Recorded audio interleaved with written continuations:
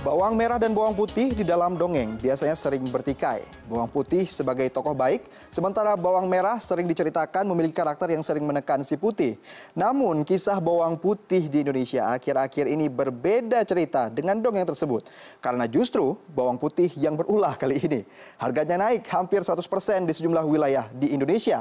Kartelkah atau memang alur distribusi yang panjang sehingga membuat harga si bawang putih melonjak?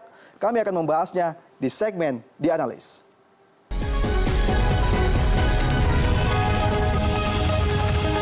Dan bersama kami saat ini sudah ada Direktur Merger Komisi Pengawas Persaingan Usaha, Bapak Taufik Arianto Arsad. Selamat datang Pak di CNN Indonesia. Ya, baik, jika kita berbicara mengenai bawang putih, saya langsung saja Pak. Apakah pengaruh distribusi atau memang ada kartel di sana? Gejolak harga bawang putih yang kita pantau memang sudah berlangsung mungkin 1 bulan ya, bersama beberapa komoditi yang lain. Kalau dulu ada cabai merah, sekarang bawang putih yang pantauan kita sudah sampai 70.000, 80.000 di beberapa titik pasar. Jadi kami di KPPU bersama dengan tim Satgas Pangan yang memang sudah dibentuk oleh Pak Presiden, ada Polri, ada Kemendak di situ, kita memang memantau. Dan temuan awal memang ada hambatan pasokan, itu satu ya. Hambatan pasokan berarti impor, Pak? Betul. Jadi ada beberapa kiriman impor yang terhambat di pelabuhan dan ada yang memang masih dalam perjalanan menuju ke titik-titik pelabuhan di Indonesia. Dan itu yang sudah dikoordinasikan minggu lalu bersama Pak Kemendak juga, kami juga ada di situ. Semua importir dikumpulkan untuk mengupdate status pasokannya sampai mana. Gitu. Faktor apa yang menghambat, Pak? Kalau ini beda dengan tahun lalu ya, 2014 tuh pernah ada perkara di KPPU. Perkara 19 perusahaan yang ditunjukkan kartel ya? Jadi waktu itu kalau flashback sedikit ke 2014, kita ada perkara di mana ada 19 importir bawang putih yang menurut kita dan kita sudah putuskan melakukan persaingan tidak sehat karena mereka dengan sengaja menimbun atau menahan pasokan untuk masuk ke pasar supaya harganya naik. Waktu itu memang agak berbeda timingnya karena sekarang kita memasuki bulan Ramadan, di mana memang ada kecenderungan demand-nya akan naik dan mungkin ada peluang buat distributor atau pedagang untuk melihat, wah ini kita bisa manfaatkan timingnya untuk menikmati kenaikan harga tersebut. Jadi itu yang masih kita dalami. Dan dari survei awal yang sidak-sidak yang sudah kami lakukan, memang ada titik-titik suplai bawang putih yang ada di situ, cuma memang belum disalurkan ke pasar. Baik.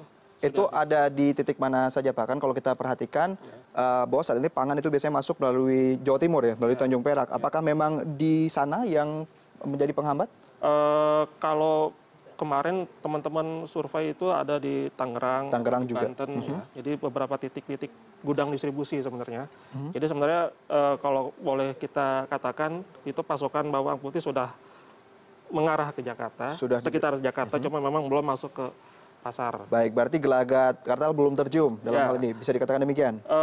Ada, pokoknya intinya kalau ada hambatan pasokan dan ada kenaikan harga, itu ada indikasi ada kartel. Jadi sekarang kita masih dalam tahap mengumpulkan informasi di mana ada hambatan-hambatan itu dan siapa yang bertanggung jawab di balik. Oke, kita berharap memang ini murni karena distribusi Pak ya, jadi mungkin bisa benar-benar dibenahi oleh pemerintah. Tapi kalau seandainya perkara dari tahun 2014 terjadi lagi di 2017, kewenangan KPPU sebatas mana untuk hal ini? Tentu kami akan melakukan penegakan hukum, jadi istilahnya kita akan memulai investigasi lagi kalau memang ada paling tidak ada 2 alat bukti yang kuat yang mengarah kepada pengaturan pasokan ke pasar oleh para distributor atau para pedagang itu. Dan tentunya kita akan sama kayak 2014 kita akan menjatuhkan denda kalau memang terbukti ya. Hanya sebatas denda atau ada pencabutan izin juga? Kita bisa memberikan rekomendasi ke pihak yang memberikan izin, dalam hal ini adalah Kemendak ya, bersama dengan Kementan, untuk paling tidak kalau memang mereka melanggar jangan dikasih izin lagi. Gitu. Baik, berarti ada opsi untuk ke sana walaupun tidak bisa melakukan secara langsung. Bukan kita karena bukan kita yang memberikan izin. Baik, tapi kalau seandainya ini juga melibatkan korporasi besar, maksudnya bukan hanya orang per orang seperti itu langkah lanjutan seperti apa yang akan dilakukan? Justru kita biasanya yang kita hukum tuh perusahaan-perusahaan besar, karena kalau pedagang-pedagang kecil itu agak susah kita investigasi ya. Oke. Karena kita ada pengecualian untuk UMKM. Jadi memang distributor-distributor berskala besar yang masuk ke radar KPPU. Baik, jadi sejauh ini kerja KPPU dan juga Satgas Pangan mungkin sudah sejauh mana Pak? Dan ini semakin dekat dengan Ramadan, apakah mungkin dalam beberapa, sebutlah seminggu ke depan, harga sudah akan kembali normal seperti itu? Kami berharap begitu, karena kemarin kami rapat rutin dengan pihak tim Satgas, ada Pak Menteri Perdagangan juga sudah istilahnya sudah mengupdate titik-titik pasokan yang akan masuk dari impor, bawang putih impor, dan sampai ke pasar mana mereka mau akan lepas itu dengan harga berapa, ya.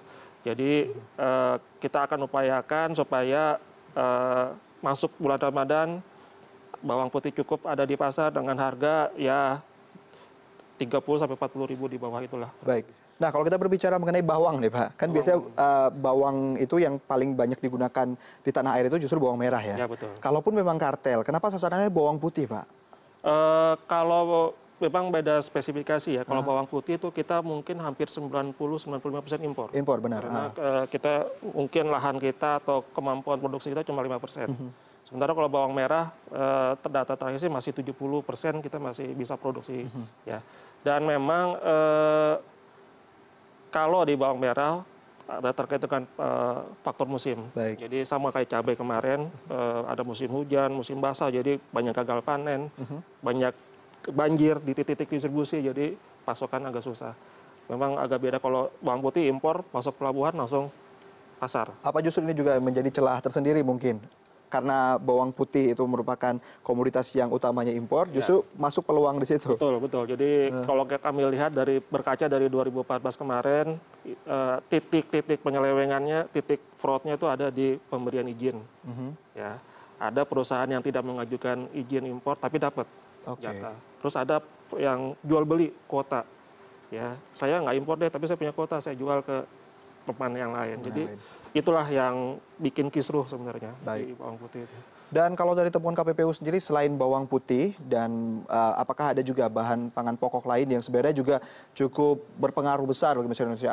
Ada bahan pangan pokok apa lagi Pak yang mungkin terlihat sudah ada gelagat bahwa harga juga sepertinya akan berfluktuasi karena juga berpengaruh pada inflasi negara? Yang terus kita pantau dan sudah masuk dalam radar kita itu beras, daging sapi dan ayam, plus telur ayam ya. Memang harganya cenderung stabil, cuma memang masih di level yang agak tinggi ya. Kayak daging itu masih di atas 100.000. Kita harap sih bisa turun ya. Pemerintah sudah memberikan patokan harga maksimal, harga eceran tertinggi itu 80.000 per kilo ya untuk daging beku. Kita harap bisa terwujud dalam waktu dekat ini. Di luar itu kita akan pantau minyak goreng, gula ya, ada juga jagung. Ini memang jagung juga hampir sama nih, masih mayoritas impor ya. Baik, iya. Jadi memang masuk pantauan kita juga. Baik, nah solusi lain mungkin yang ditawarkan, apakah sejauh ini yang dilakukan oleh pemerintah termasuk toko tani Indonesia itu sudah cukup efektif untuk menghambat permainan harga di level para distributor seperti itu Pak? Prinsipnya begini, jadi ini kan problem di jalur distribusi ya.